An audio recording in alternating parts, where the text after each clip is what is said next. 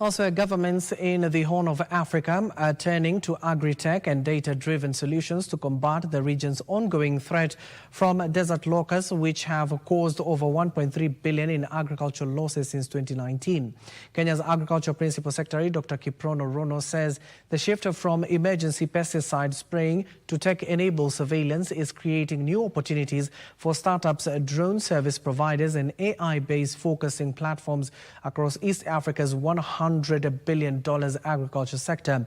The World Bank is funding capacity building and digital infrastructure under its Emergency Locust Response Program, signaling growing interest in public-private partnerships to boost food security and agricultural resilience.